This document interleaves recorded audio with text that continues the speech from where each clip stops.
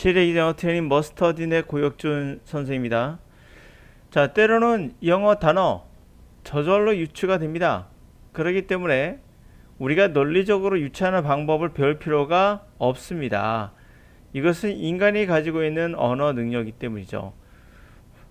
그러므로 논리라는 말을 자꾸 안 집어넣었으면 좋겠어요. 그 이유는 논리라는 것은 뭔가 분석을 해야 될 것 같잖아요. 근데 제가 분명 저절로라고 했습니다.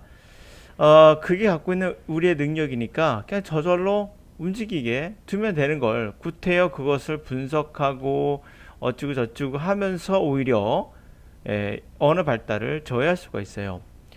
또 하나는 구문을 제가 계속 강조할 수밖에 없는 것은 우리는 구문 공화국이죠. 거의 공화국입니다.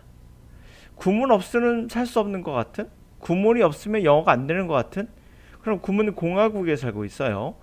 중학교 1학년 수준이면 충분합니다. 이것도 과할 수도 있어요. 우리는 구문, 독해, 문법이 과합니다. 그래서 제가 구문을 하지 마세요라는 거 하는 거예요. 학교에서 배운 것만으로도 어떻게 보면 충분할 수 있어요. 주어 동사만 구별할 수 있다면 큰 차이가 없을 수도 있습니다. 자, 이 문장에서 제가 줄을 미리 쳐놨는데요. 첫 번째 이것도 구문이죠. 여러분이 잘 알고 있는 바로 it, 가주어, to, 진주어 이런 구문 아니겠어요? 이거 몰라도 해석하는데 전혀 지장 없어요. 두 번째로 이 턱이라는 단어를 모른다 가정해 보도록 하자고요. 그럼 우리는 어떻게 우리 뇌가 반응하는지를 조금은 살펴보도록 하죠. 자, 이것은 외대 편입 영어 시작해 보겠습니다. 자, every habit 모든 습관이란 것은 신호에 의해서 Q 신호죠. Q 할 때 그 신호 Q라는 신호에 의해서 시작되죠. 우리는 좀 더 신호를 stand out 두드러지는 거죠. 밖에 나온 거 밖으로 두드러져 나오는 것들을 아마도 더 노티스 할 수 있겠죠. 알아볼 수 있겠죠. 근데 불행히도 환경이라는 게 우리가 살고 있는 환경, 일하는 환경이라는 게 흔히 쉽게 특정한 행동을 하지 않게 해요. 왜냐하면 명백히 보이는 큐가 없어요. 행동을 촉발할 만한 큐가 없기 때문이에요.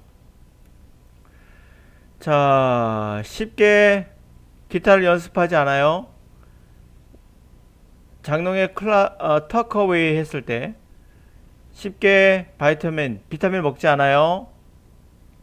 우리가 눈에 보이지 않을 때, 그것들이 보이지 않을 때, 제비들은 먼저 가정할 거예요. 이거는.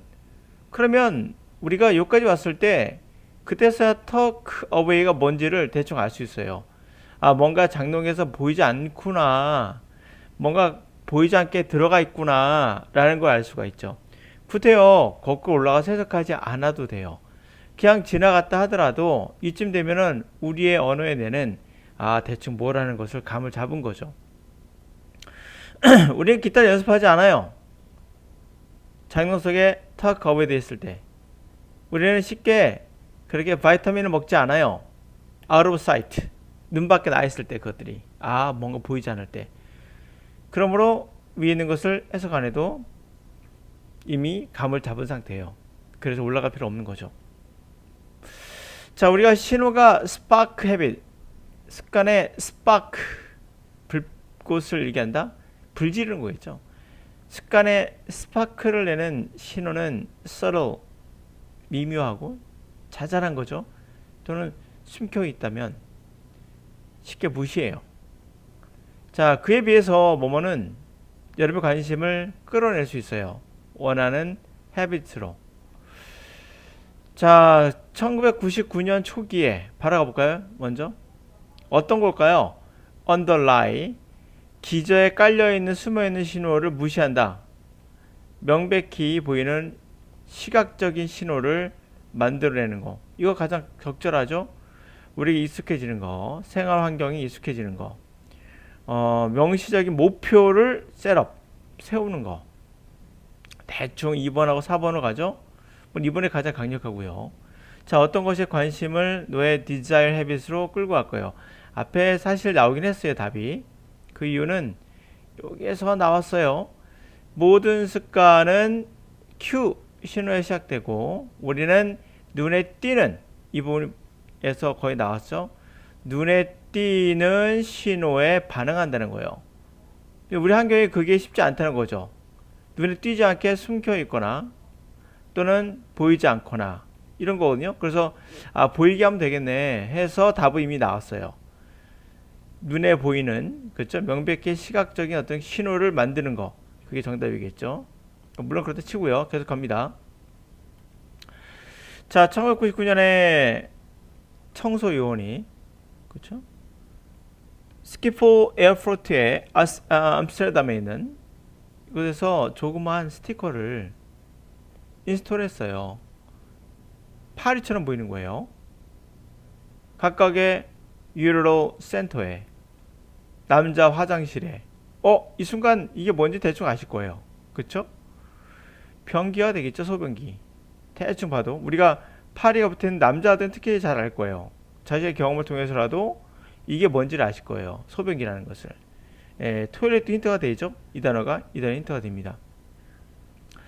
자, 분명 남자가 이곳에 이미 이제 여기서 답이 나왔으니까 대충 감을 잡았으니까 이게 소변기구나를 알 수 있겠죠.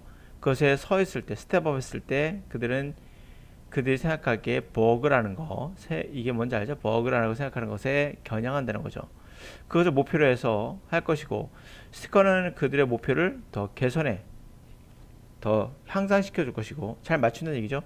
상당히 흘리다죠. 흘리는 것을 줄일 것이다. 소변기 주변에. 소변기가 지금 몇 번 나왔죠? 하나, 둘, 그리고 셋. 이게 세 번 반복되는 것만 보더라도 여러분들이 이게 무엇인지를 맞을 수 있는 근거들이 굉장히 많아져요.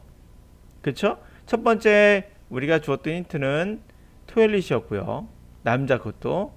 두 번째로는 스텝업, 거기에 서 있다고 했거든요. 스텝업, 걸어서 투박도 걸어가서 딱 앞에 쓰는 거니까. 그리고 세 번째로는 이거, 그쵸? 상당히 흘리는 걸 줄여준다는 말에 요거 주변에, 그래서 세 번째가 되겠죠. 이렇게 여러 가지 힌트가 있겠죠. 자, 그러면서 이것을 우리가 의도적으로 할 필요는 없어요. 저절로 되는 거기 때문에 누차 말씀드리지만, 자, 게다가 추가적인 어널리시스 분석은 결과적으로 이런 것을 내놨어요. 스티커가 그 화장실에 청소 비용을 줄이더라. 8%까지 1년에. 뭐 이런 내용입니다. 자, 보시면 이제 단어가 그렇게 어렵진 않거든요. 몇 가지 전문적이라 말해야 되나? 하여튼 어려운 단어, 익숙하지 않은 단어 나왔다 하더라도 저절로 뭔가를 찾아내고 있다는 것을 알 수 있어요. 그리고 가주어진 줄 몰라도 해석하는데 지장 없다는 것도 알 수 있어요. 또한 이 문장이 반복되기 때문에 하나, 두 반복되죠. 반복되기 때문에 또 쉽게 의미를 찾아낼 수 있었죠. 기타를 우리가 이걸 뭘다 하더라도 두 번째 나오는 거 보면 약을 먹지 않는구나를 알 수 있거든요. 비타민 먹지 않는구나, 쉽게 먹지 않는구나, 그러므로 쉽게 기타 연습하지 않는구나도 거꾸로 유추할 수도 있고요. 또는 얘를 통해서 얘를 유추할 수도 있고요. 그 상황 뭐 여러 가지 있겠죠. 그러나 중요한 포인트는 구문이라는 게 여러분들에게 방해가 되지 않는 상황으로 만들어줘야 됩니다. 그게 바로 강의가 할 일이죠. 강사가 할 일은 구문을 가르치는 게 아니라 그걸 모르다도 할 수 있는 방법을 제시해야 되는 거예요. 자, 타이틀을 붙여볼까요? 최고의 타이틀은 뭘까요? 적절한 타이틀은 어떻게 신호를 개발하는가. 아주 매력적인 습관을 만들기 위한. 매력적인 습관은 되게 웃기죠. 소변 넣는 게 매력적이라고 말할 수 없는 거니까. 그래도 신호란 말도 되게 개발한다. 어떻게 개발하지? 어떻게 개발할까? 스티커를 만들까? 이런 거, 이걸 가능성이 있어 보이지만 이게 좀 이상하죠. 그리고 주제가 전체적으로 눈에 띈다는 신호가 나와야 되거든요. 이게 나와야 돼요. 그렇죠?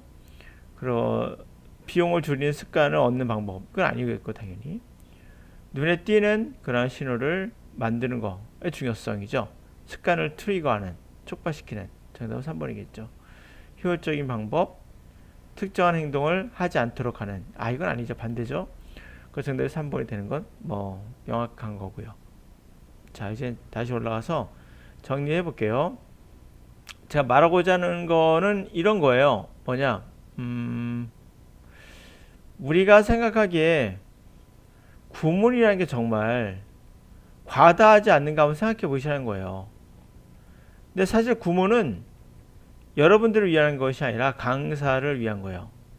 강사들이 여러분들을 가르칠 수 있는 어떻게 보면 도구가 될 수 있어요. 이것 말고 다른 도구가 있느냐? 없어요. 현재로는 여러분들에게 가르칠 수 있는 도구가 없어요. 누구에게? 영어 강사들에게. 왜 그러냐면 이걸 도구로 보는 이유는 뭐냐면 이걸 수학적으로 보면 수학을 생각하면 인수분해 뭐 이런 거 배워야 되잖아요. 이게 도구거든요. 수학을 다달하기 위한 하나의 도구 중에 하나가 인수분해잖아요. 그 가장 기초적인 거고. 근데 인수분해를 모르고 수학을 접근할 수 없는 것처럼 그런 개념에서 강사들이 접근하는 거예요. 영어를 어떻게 수학적 개념에서 접근하는 거예요. 분석하는 거죠. 그러다 보니까 인수분해를 안 하고 수학을 접근할 수 있을까? 삼각형 뭐 피타고라스 모르고 접근할 수 있을까? 이런 개념에서 강사들에게 도구지만 영어는 수학과 완전히 다른 거예요. 수학은 인간이 만든 거라면 영어는 인간이 만든 게 아니에요. 자연 발생적인 거거든요. 그래서 강사를 위한 도구가 학생을 위한 도구는 아닌 거예요. 수학과 달라요. 강사를 위한 도구이지 학생들이 영어를 배우기 위한 도구는 아닐 수 있어요. 그 제가 중학교 1학년 수준만 되라. 그 이상 필요 없다. 과다하다라고 말해서 구문을 이제는 하지 마라. 라고 강조하고 있는 거죠. 그리고 어휘도 마찬가지예요. 어휘라는 것이 모든 것을 알아야 될 것 같지만 알면 좋죠, 물론. 몰라도 우리가 유추할 수 있는 힘이 본질적으로 갖고 있기 때문에 그걸 활용할 수 있는 것을 바로 강사가 힘을 키워줘야 된다. 결국 알아볼 수 있는 힘이 필요하죠. 근육. 이 머리도 근육이에요. 이 머리에 근육을 키우셔야 돼요. 그래야 영어를 더 빠르게 습득할 수 있고 더 빠르게 해석할 수 있고 더 쉽게 분석해낼 수 있죠. 거기에 단어가 좀 더 첨가되면 더 빨리 더 잘할 수 있겠죠. 그런 힘을 키워놔야 됩니다. 그게 영어 강의의 본질인 거죠. 이 껍데기에 우리가 쏠려서는 안 된다는 얘기입니다.